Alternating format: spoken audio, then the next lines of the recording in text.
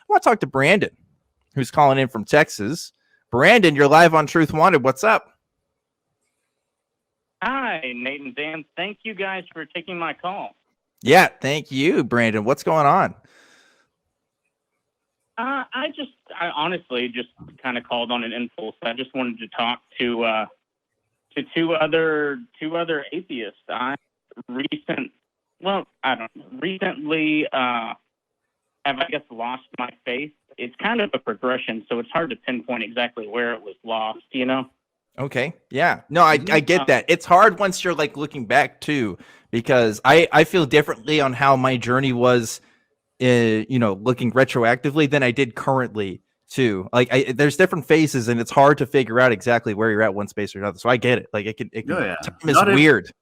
Not everybody has a moment. For some people, it's just a very gradual thing for sure. Yeah. Or you go back and forth sometimes too. That happens. So, but I hear you, Brandon. Yeah, I haven't gone back and forth, but it definitely has been a progression, and I haven't actually get a chance to talk to any out and open atheists. Most of the people I know are still pretty hard theists. I grew up pretty hardcore Southern Baptist. Well, I hope you're able to find some more community where you're at. Just like, you are kind of breaking up with us a little bit. So if you can get to a spot where maybe your signal is a bit cleaner, that's going to help us talk to you a little bit today. Oh, I'm sorry. Let me know if it gets better. I'm actually in Austin. Okay. You're in Austin and you're looking for atheist community? Yeah. There's this little organization. I don't know if you heard of it. It's called the Atheist Community of Austin. Right now, I haven't got a chance to go to. That's true. The building has been closed. Yes, that's true. yes. That's true. But when it gets open, man, you should definitely stop by.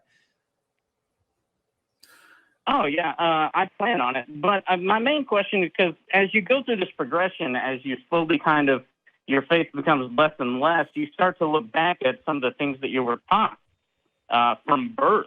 And things that were so commonplace, such common phrases, start to become more and more horrific the farther you drift from, like, believing all of it. Yeah. So I wanted to know if you guys had an opinion on, like, what they call it indoctrination, but like, do you think there's a difference between indoctrination and like straight up brainwashing? Oh, what a good question. Good question. Nate, you want to tackle this one first?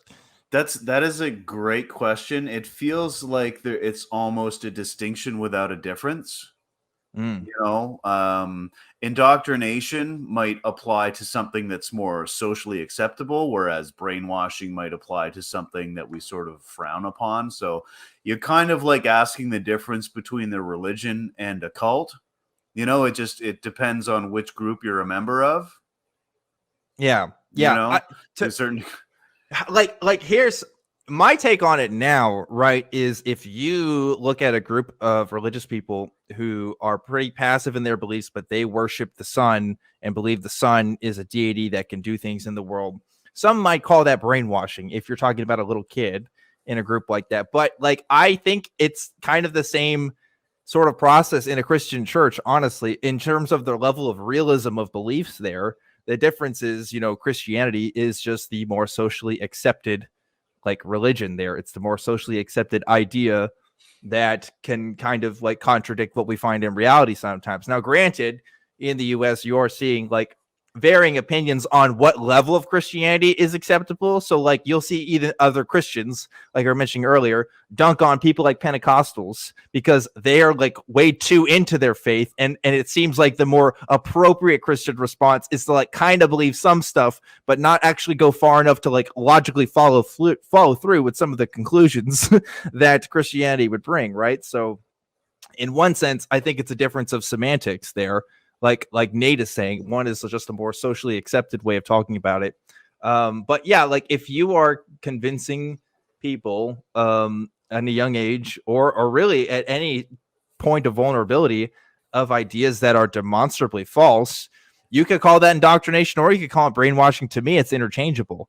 But, there might be religious scholars that would actually, probably have more of academic credentials than I would to talk about maybe a difference there. I wouldn't know. But yeah, in my opinion, it's kind of it's pretty. Of the specific. No, sorry. Go ahead.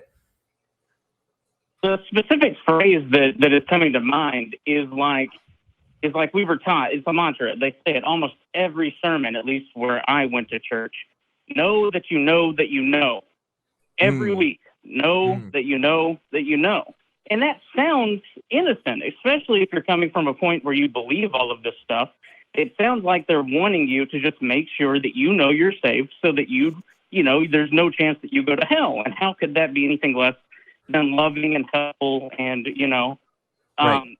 You know, those intentions are honest. Yeah. But the farther I got from it, the more I started thinking like, know that you know that you know, that messes with your head.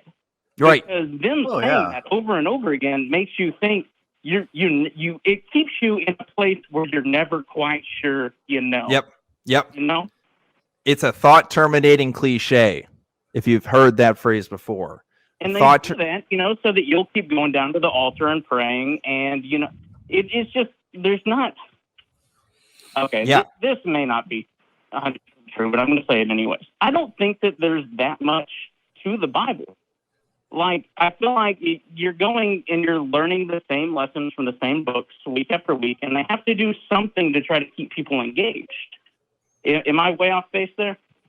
I mean, it's really going to depend on which Christian denomination you're talking about. You know, like Christianity has such a wide berth of different beliefs and different paradigms by which they interpret the Bible and use it to guide their lives. But, you know, I would say that, especially in evangelical circles, I would point out that the Bible is actually more or less used as a tool to justify cultural shifts, secular cultural shifts, rather than specifically biblical values. I think our most, shall we say, our last presidential election run was, you know, largely Republican supported by evangelical churches. And why is that? Why does one church specifically fall in line with the values of a party? Well, because it's being influenced by a secular culture there, but it's using the lens of Christianity to justify, you know, current secular shifts. So, like, again, I guess I'm going on a little bit of a tangent here, but there is a difference by which religion is used and is propagated in these circles. And there's different purposes to it. Some is just for life affirmation. Some is just to, you know, live your best life and live to your full potential. And some is to maneuver towards political ends. And that's fucked up. And I'll always speak up against that. But yeah, like to just say, oh, well, Christianity is a cult or X is a cult, you know, you lose a little bit of semantic fidelity there, I guess. So like, I think that's why you don't tend to see a lot of atheists like go that route, because it's an off-putting to a lot of people. And also you just want to make sure you're choosing your words carefully and which groups of people you're really talking about.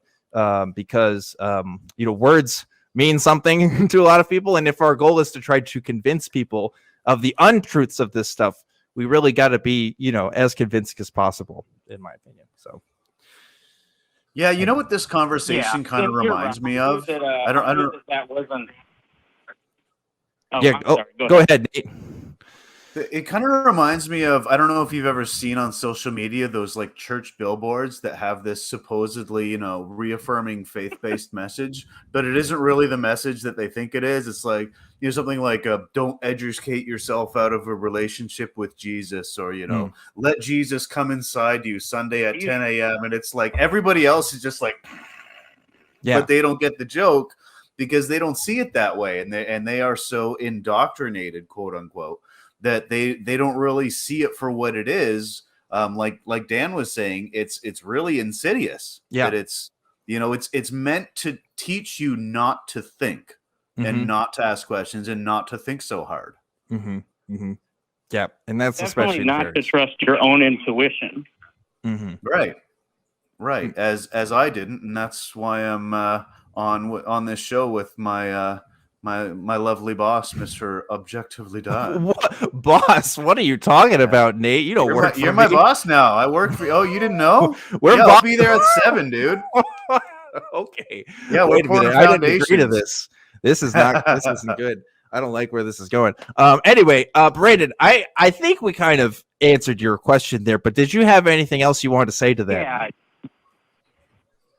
No, I just wanted to call in real quick and ask that. Thank you guys for taking the time. No problem, Brandon. Thanks for Hey, calling in.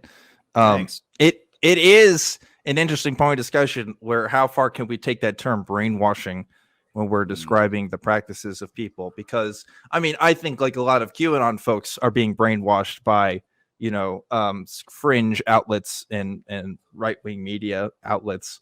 But like I wouldn't say that the techniques and the method of communication there is the same as what happens in like a Pentecostal church, for example. Like even though there's some similar outcomes, there's definitely a difference in methodology there. So that brainwashing term is so wide that again you just had to be really specific when talking about these things. Yeah, one thing that kind of occurred to me too is that I don't know if this is accurate or not, but it strikes me that indoctrination, there are more rules involved, whereas like brainwashing, it could just be into one specific belief or one little segment, whereas indoctrination seems more encompassing. So it would more apply to religion because there's an entire dogma, right? There's an entire theology around it. There's an entire industry devoted to trying to make it make sense. So that, I think, for me in my head, I don't know if you feel the same way, but for me, that's the distinction, I think. Yeah, you can find, I think it's quite common in the testimonies of people who have joined self-admitted cults that they don't fully buy the theology, usually, most of the time, of the groups that they're a part of. Usually they accept some smaller values, or they're accepting some sort of activity that the group is doing they find to be acceptable in some way, and the full acceptance of what those doctrines are part of, like that comes to it later. So like going back to QAnon, right? You may think that some of the stuff with like, JFK Jr. actually still being alive or something, that you may not accept that as real at first, but you may think that the election was actually a fraud. And maybe you think like, yeah, there's definitely some suspicious stuff happening in mainstream media. So you can buy into some of those smaller claims and eventually get to the bigger ones once you meet people in those groups who act as authority figures and tell you, okay, well, this is what's really going on, right? Same things kind of happen in a lot of religious groups too. That's the insidious nature of them, is that they teach you that it's okay to not have good reasons for thinking what you think. Right. They reinforce that, hey, it's okay to be told what to think by an authority figure, and you don't actually have to think critically about it. No, there's no need to be skeptical. Yeah. This guy's on Fox News. Of course he isn't lying. He's Tucker Carlson. Come on. The guy's on the up $50 million a year. The guy's the heir to the Swanson TV dinner. Come on. He ain't gonna lie to you. Right. Yeah. Yeah. There's Money. Definitely taking advantage. Sunday. Definitely taking advantage of public image there for sure. Yeah, I kind of went to mobster there at the end. Yeah, I don't know where you were going with that. I don't know what. I was kind of trying to do like it'd be a shame if someone came in here and burned your store down. Shame. Anyway, Paulie here, he's flicking his zippo.